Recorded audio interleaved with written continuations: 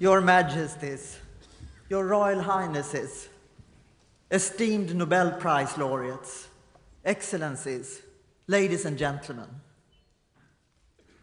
On behalf of the Nobel Foundation, it is my great honor and pleasure to welcome you all to the 2024 Nobel Prize Award ceremony. In particular, I wish to welcome the Nobel Prize laureates, their families and friends.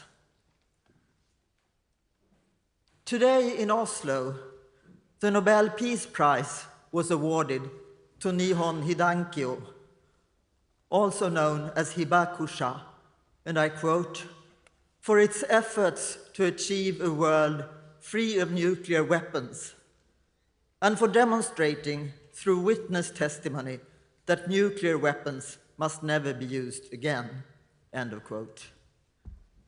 This Japanese grassroots movement, survivors of the atomic bombs in Hiroshima and Nagasaki, has for almost 80 years argued the necessity of an international nuclear taboo. During decades, nuclear arms were considered the main threat to humankind. But in spite of these witnesses reminding us, and because of trust in arms treaties and international developments, this almost fell into oblivion. Today, as nuclear threats are being expressed anew in connection with wars and conflicts involving nuclear powers, the Nobel Peace Prize takes on an existential dimension. Earlier this year, a number of Nobel Prize laureates signed the Mainau Declaration 2024 on nuclear weapons, urging all nations to protect human civilization by ensuring that nuclear arms never be used again. The atomic bomb also recalls that basic research put into practice is not only for good. Still, however, it is through free fundamental research that science must continue to explore and expand the frontiers of human knowledge, laying the foundation for future applications and development. The scientific breakthroughs awarded this year in science and medicine, the Physics Prize for using dynamical systems to understand mechanisms of memory and laying the foundations for artificial intelligence, the Chemistry Prize for using the latter for predicting protein structures and for computational design of proteins, and the prize in Physiology of Medicine for the discovery of an essential complementary process for how identical genetic information leads to different cells, have already led to groundbreaking applications for the greatest benefit of humankind. The unimaginable consequences that genetic technologies and artificial intelligence may perhaps introduce can only be managed in trustful, rule-based international collaboration. The Literature Prize this year, awarded to a profound exploration of human vulnerability against the backdrop of historical trauma, where the abyss is always as close as is the longing for transformation, sheds light upon the fragile condition of humankind. And finally, the prize in economic sciences for quantitatively assessing the importance of a country's institutions for its prosperity can be considered in the present context of ongoing autocratization with faltering democracies. Facing a number of interconnected challenges, including climate change and geopolitical tensions, we indeed live in times of volatility, uncertainty, complexity, and ambiguity. The insightful testament of Alfred Nobel, which has gathered us here, is still of highest relevance. The scientific prizes award fundamental research. Still, all the awards, in their diversity, also address the global challenges of today. The laureates have paved the way. Science, literature, and peace offer different paths to tackle today's wicked problems. But they all remind us that it is not blind destiny that decides on our future as humanity. This also offers hope. It lies in our hands to change the world.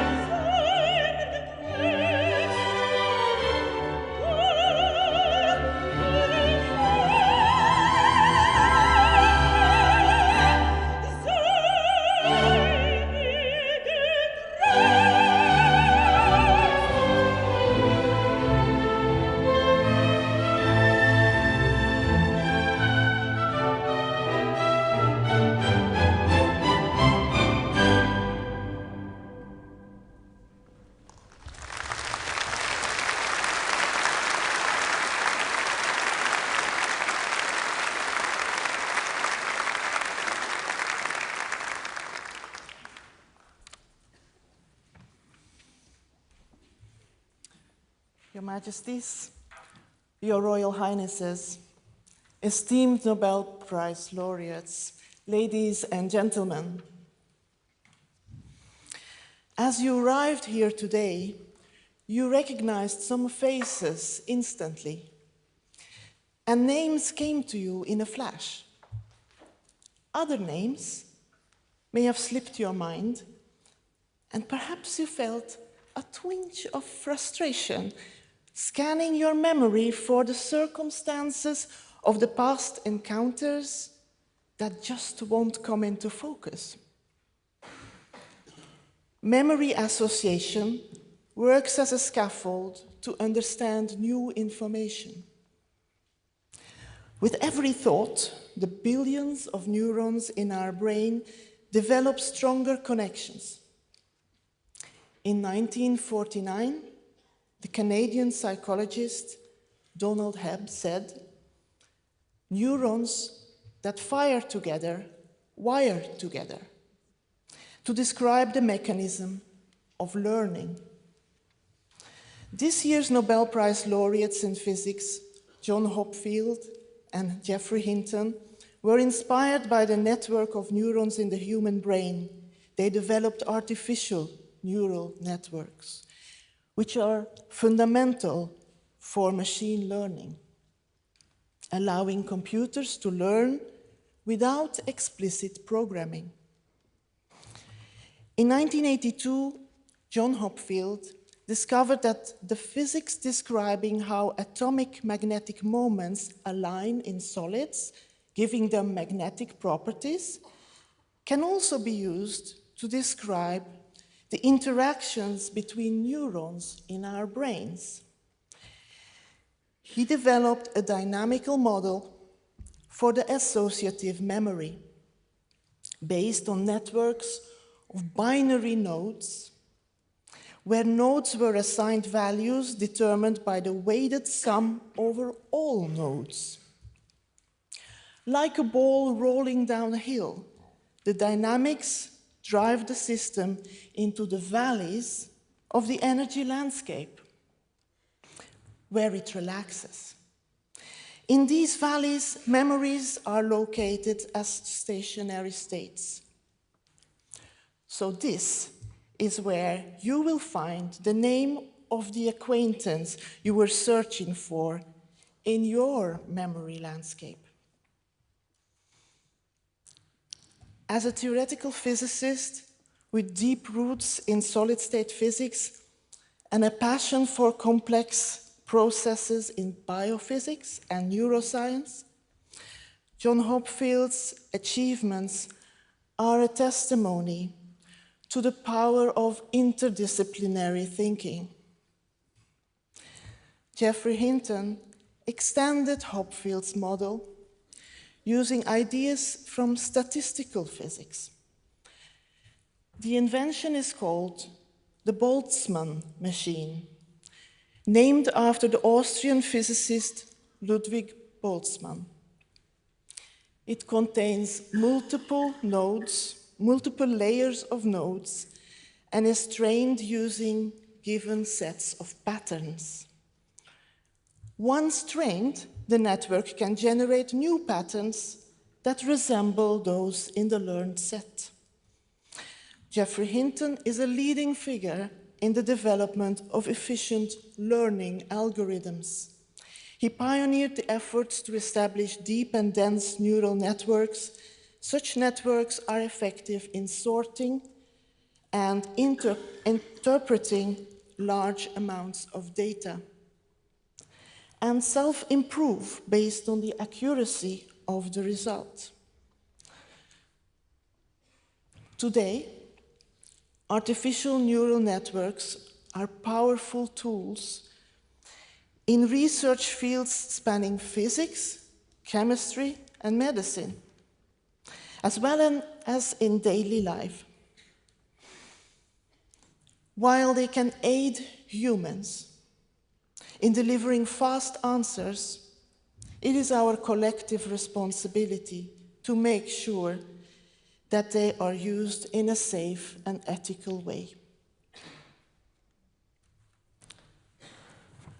Professor John Hopfield and Professor Geoffrey Hinton, you have been awarded the 2024 Nobel Prize in Physics for foundational discoveries and inventions that enable machine learning with artificial neural networks. It is an honor and a privilege to convey to you, on behalf of the Royal Swedish Academy of Sciences, our warmest congratulations. I now ask you to step forward to receive the Nobel Prizes, your Nobel Prizes, from the hands of His Majesty the King.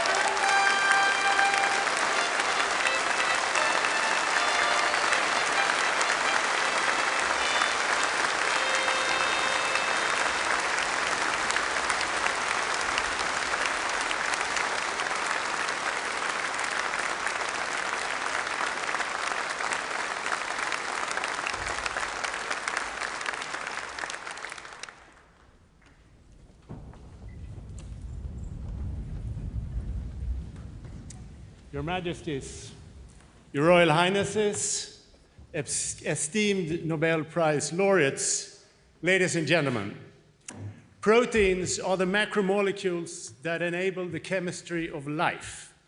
They catalyze all the needed chemical reactions. They also function as signaling molecules, receptors, pumps, antibodies, and building blocks of different tissues. So their diversity is truly remarkable. And to understand how proteins work, you need to know what they look like. So proteins are basically polymers made up from an alphabet of 20 amino acids. And these can be combined in endless ways. A typical protein may contain maybe a few hundred amino acids and thousands of atoms. So their magic derives from the fact that these strings of amino acids fold themselves up into well-defined and complex three-dimensional shapes. Now, even more magically, the 3D structures are somehow encoded in the sequence of amino acids. So a complex three-dimensional pattern is thus encoded in a linear sequence. Hence, it should be possible to predict the 3D structure of a given protein directly from its amino acid sequence. And this 50-year-old problem has been called the grand challenge of biochemistry. However, progress in protein structure prediction was slow for many years.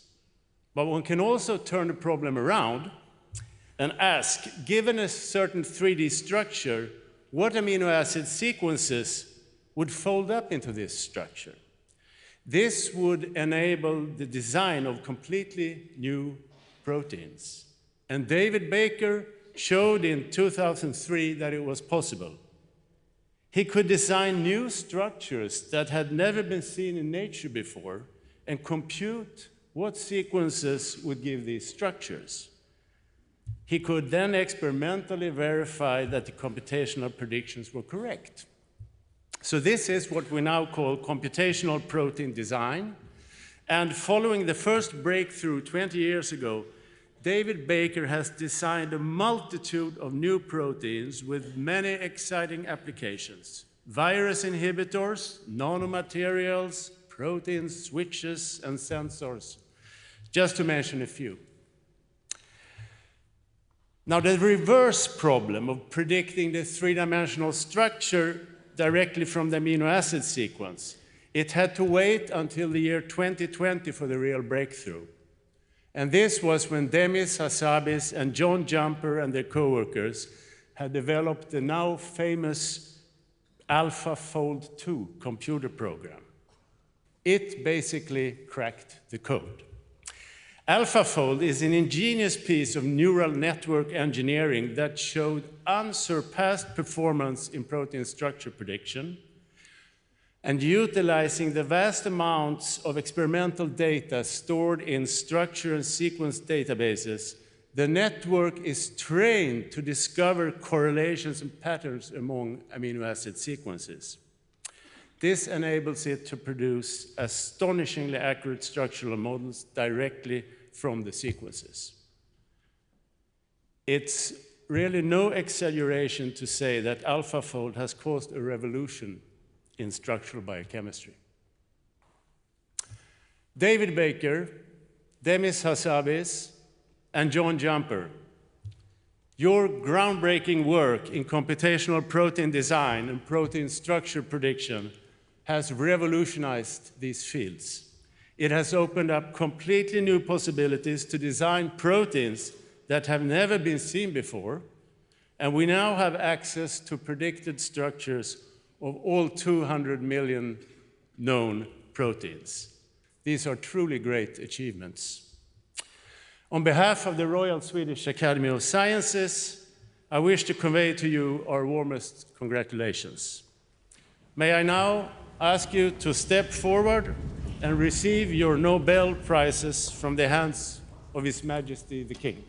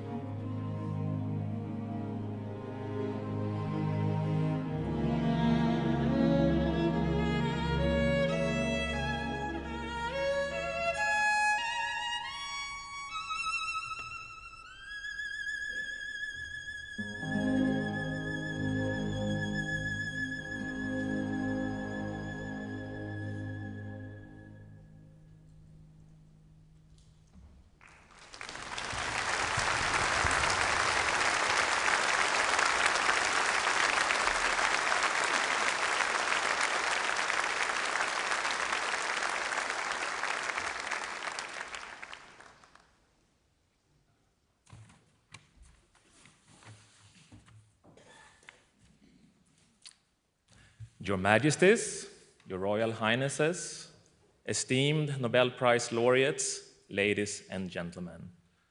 For a moment, I invite you to look around this majestic hall. Imagine that we are not in a concert hall, but inside a human cell. Look at the wonderful orchestra behind me, representing our genetic information, our DNA.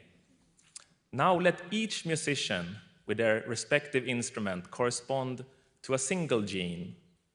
In a real cell, however, there are about 20,000 such performing genes, each playing a tone and rhythm for different cellular traits and functions. For an orchestra of this magnitude, effective conducting is naturally very important.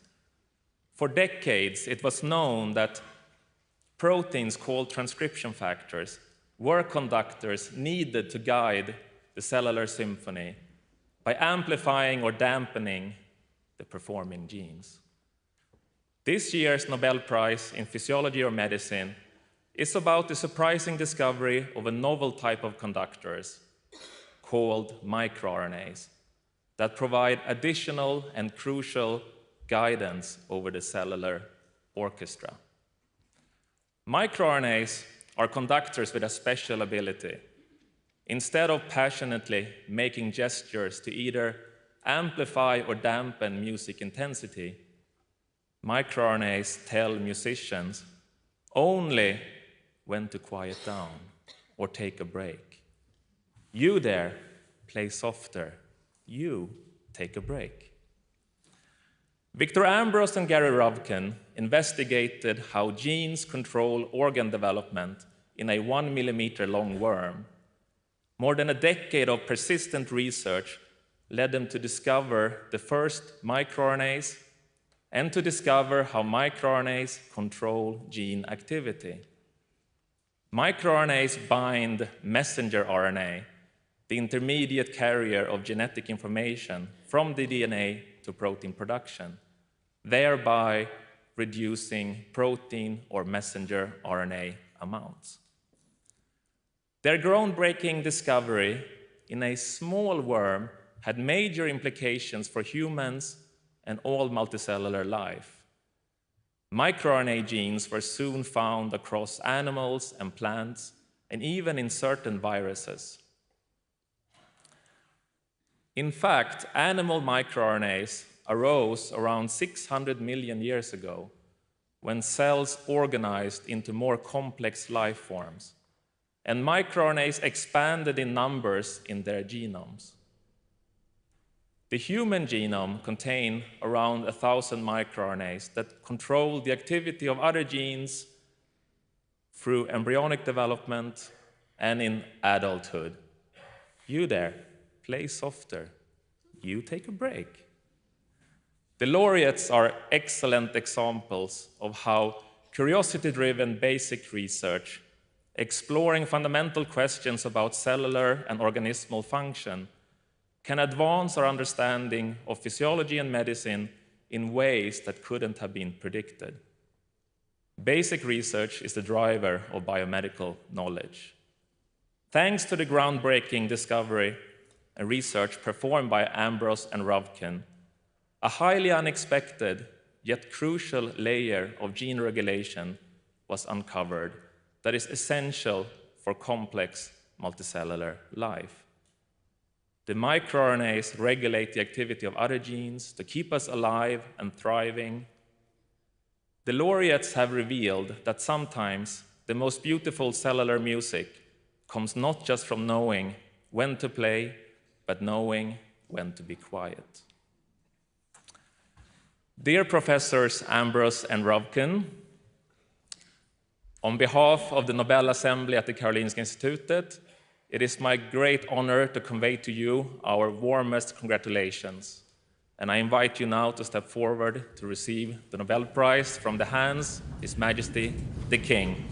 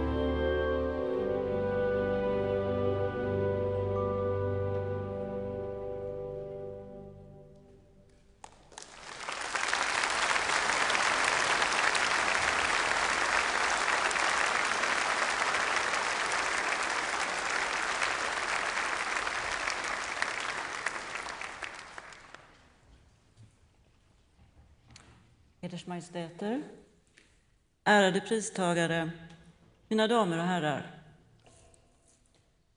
Två färger möts i Han Kangs författarskap, vitt och rött. Det vita är snön som faller i så många av hennes böcker. Den drar en skyddande ridå mellan berättaren och världen. Men vitt är också sorgens färg och dödens. Rött står för livet, men också för smärtan, blodet, knivens djupa snitt.